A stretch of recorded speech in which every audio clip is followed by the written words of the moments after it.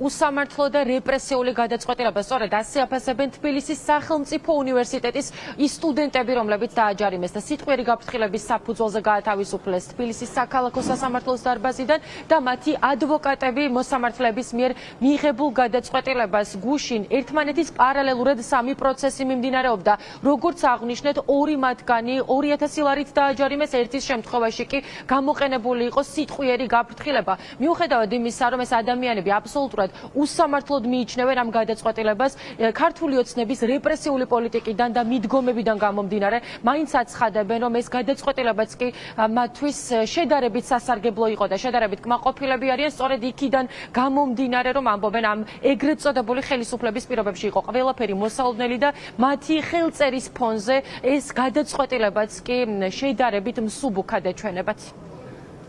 მოსამართლის რადიკალური შეიძლება და ყოფილიყო ასე ვთქვათ განაჩენი, მაგრამ 2000 ლარიანი არ იყო ასე ვთქვათ ჩვენი სასიამოვნო, ვინაიდან უდანაშაულებს დაიკიდეთ რაღაცა აღკვეთი ღონისძიება, მაგრამ დღევანდელი სასამართლოსგან ეს ძალიან მოსალოდნელია, ამიტომ ასე ვთქვათ არანაირი პრეტენზია არ გამოჩნდა ამ მომენტში და დაკავების მომენტს რაც ეხება, რა თქმა უნდა, რუსული რეჟიმის პოლიციამ დაგვაყოლა ჩვენ. დღევანდელი სასამართლოს ფარგლებში ველოდით რა თქმა უნდა, ჯარიმასაც და უფრო მძიმე სახდელსაც ველოდით სამწუხაროდ.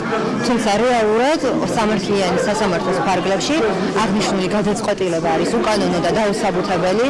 სასამართლომ დღეს გაითვალისწინა მხოლოდ და მხოლოდ შინაგან საქმეთა სამინისტროს მიერ წარმოდგენილი არანეიტრალური მტკიცებულებები.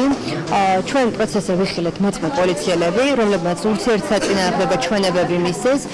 საქმეში წარმოდგენილი იყო ვითომდამკავებელი პოლიციელი, რომელსაც რეალურად არ დაუკავებია არჩილი. თბილისის საქალაქო სასამართლოში მოსამართლედ წოდებულმა ნინო ენუქიძე მიიღო უკანონო გადაწყვეტილება მორიგი.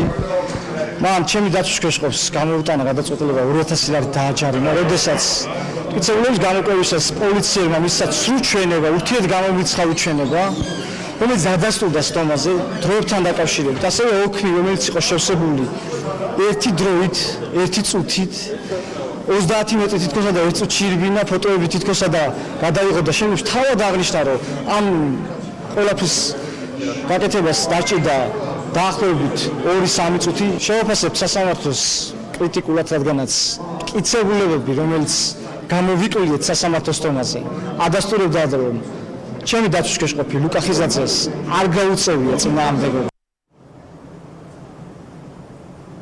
ქართული ოცნების სასამართლოს გადაწყვეტილებებს და მათ შორის ამ საქმეებს აბსოლუტურად უკანონოდ მიიჩნევს ახალგაზრდა იურისტთა ასოციაცია, როგორც საიაში გვიდასტურებენ 2023 წლიდან დღემდე ფართოდ გავრცელებულია ადმინისტრაციული წესით მშვიდობიანი დემონსტრანტების დაკავება. ისინი აცხადებენ, რომ ამ პროცესში იკვეთება არაერთი ხარვეზი, არაერთი დარღვევა, მათ შორის ურთიერთგამომრიცხავი ჩვენებები, რასაც თუნდაც გუშინ დაკავებული, უпростоრად გუშინ გამართული პროცესების ადვოკატები საუბრობენ და საბოლოო ჯამში მათი პოზიციები რომ შევაჯამოთ, ისინი აცხადებენ, რომ ახლა ეგრეთ წოდებული ხელისუფლება რეპრესიული პოლიტიკის წარმოებით არის დაკავებული, რაც არ არის ახალი პრაქტიკა ქართული ოცნების პირობებში და რომ აპრობირებული მეთოდია 2023 წლიდან დღემდე, თუმცა განსაკუთრებით მძაფრი ფორმები ბოლო პერიოდის განმავლობაში მიიღო. 2023 წლიდან დღემდე ძალიან ფართოდ გავრცელებული პრაქტიკა არის ადმინისტრაციული წესით დაკავება მშვიდობიანი დემონსტრანტების წინააღმდეგ და ეს მიუთითებს იმაზე, რომ სწორედ აი ამ რეპრესიული კანონებით და ქმედებებით არის მცდელობა იმისა, რომ პროტესტი იყოს ჩახშობილი. ადმინისტრაციული პატიმრობის ვადის გაოთხმაგება და მათ შორის ჯარიმების ზრდა სწორედ იმაზე მეუთითებს, რომ ამ ცვლილებების მიზანი არის მოქალაქეების დასჯა და დაშინება იმისთვის, რომ მოქალაქეებმა ასე აქტიურად აღარ გააპროტესტონ თბილისის ქუჩებში. მნიშვნელოვანია ისიც, რომ მთელი ამ პერიოდის განმავლობაში 2024 წლიდან 2023 წლის გაზაფხულიდან დღემდე ადმინისტრაციული სამართალდარღვევების საქმეების წარმოება შეეხო 1600-ზე მეტ პირს.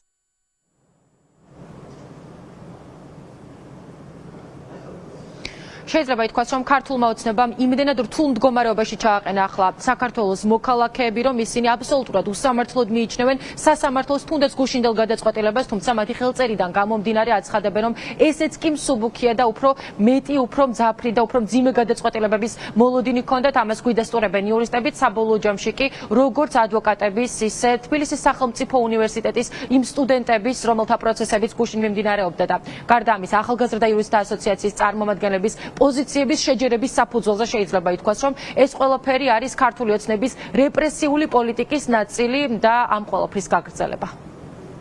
მადლობა, ეს იყო ხატია სამხარაძე.